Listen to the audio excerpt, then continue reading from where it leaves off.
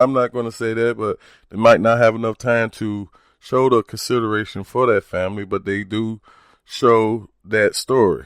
Yeah, but in that same story, recollecting my thoughts on the story that you are talking about, and I vividly remember from that story was the school board issued a quote, and it said that they sent their condolences to the teacher's family, but that the teacher did not catch COVID within their building. So to me, that actually made it look like they automatically took all liability off of them. They didn't want anything to do with it. They tried to separate themselves from her story, which she was a teacher at this school for over 30 years. So I feel like that they sent in to the news people was just basically something that we're going to say, we apologize on behalf of the board, but we're going to sweep this under the rug. And we'll see you at school tomorrow, kids. I was promoting more money, and I still do, but in not over life. I mean, if a job or a corporation, I'm talking about the huge corporations. I'm not talking about the small business with one or two workers. The economy in the mix of what I'm about to say, the inflation in the mix of that. But with the importance of an essential worker, I feel like they should be paid top dollar. Before even COVID came, can the nation remember in most states, teachers was going on strike about funds? I mean, they marched to the Capitol, and they had red shirts on. I remember. Yes, that right there was showing me like I couldn't understand it, but now that within the COVID, you got teachers with that not underpaid. I mean, not only teachers, we got police officers that was about to go on strike, that was having problems in their community.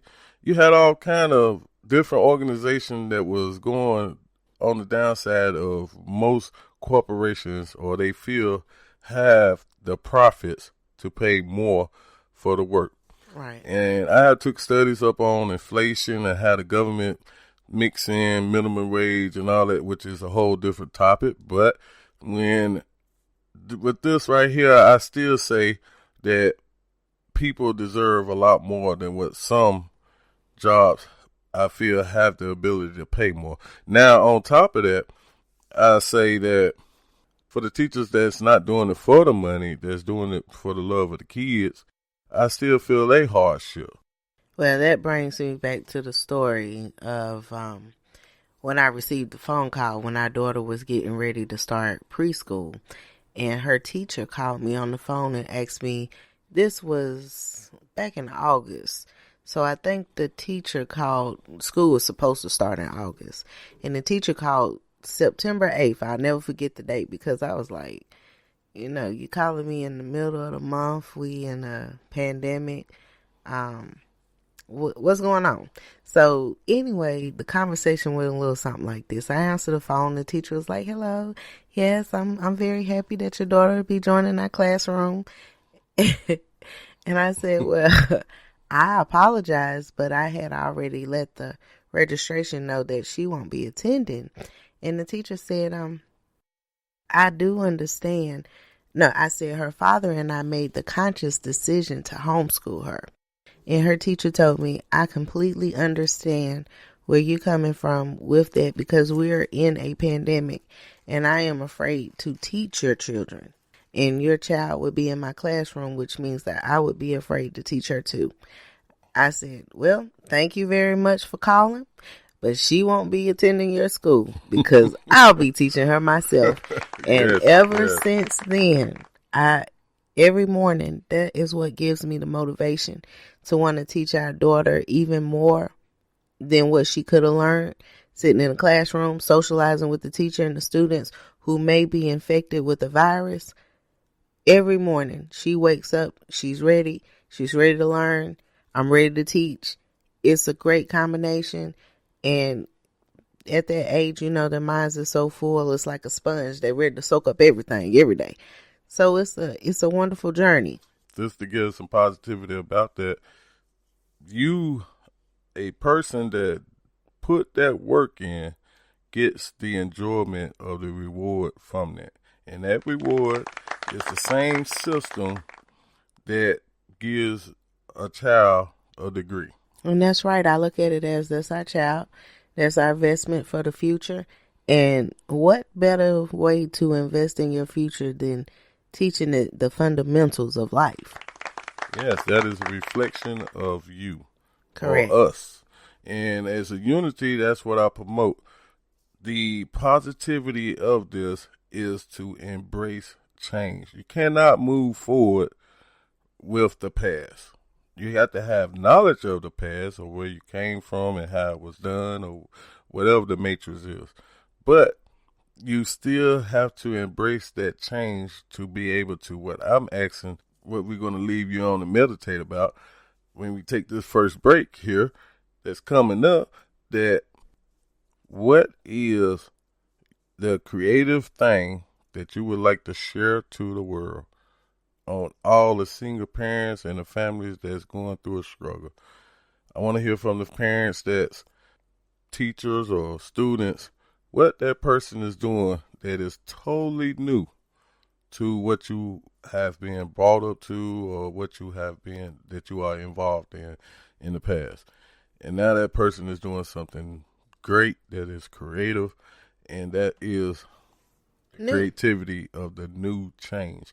Well, I promote the creativity. So when we come back from this break, after you meditate about the creative change that you have came up with and write tcmissionspeaks@gmail.com. Thank you. We'll see you in a minute. Yes. Thank you.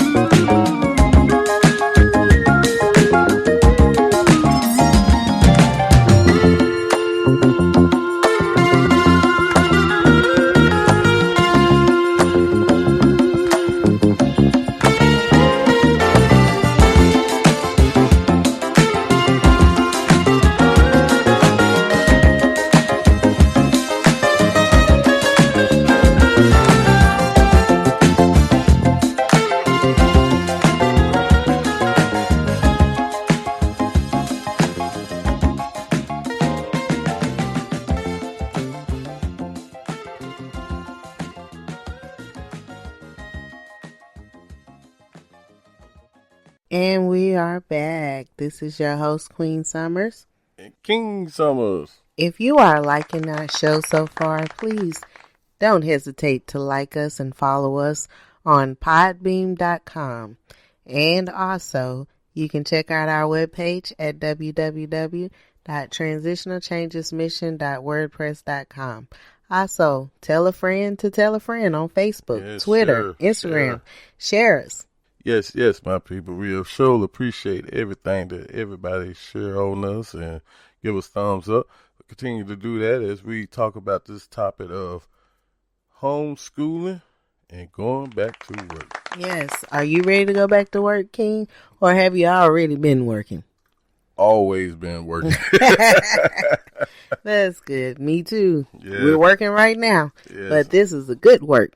And it's wonderful when you can do something that you love and not something that you are forced to do. People should realize you really ain't been forced to do this. It's just don't came at you to open up.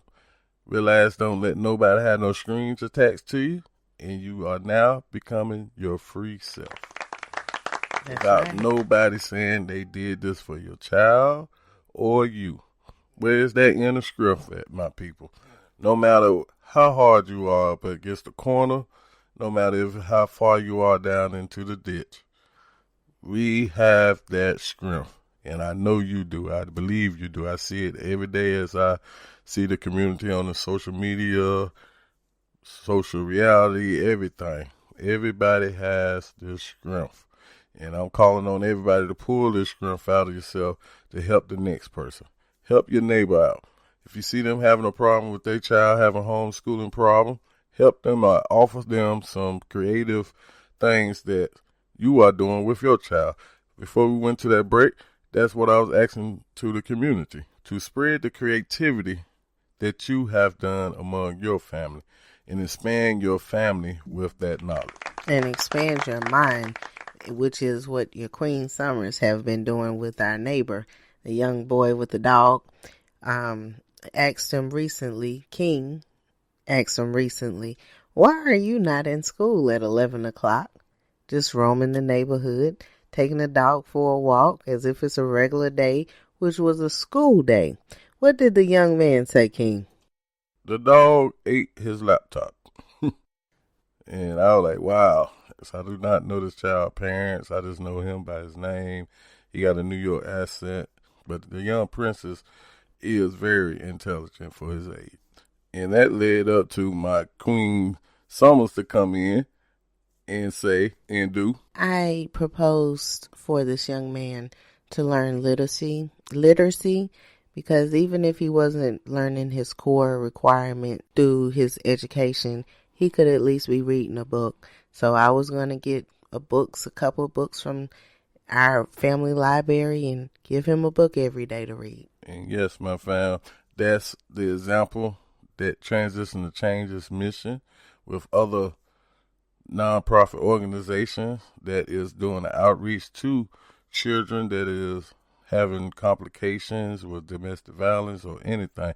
Transition to Changes mission, even on this blog that Queen Summers is writing about, you will see that we have all type of outreach numbers that a family or individual child could call and get more advice about what to do in a situation.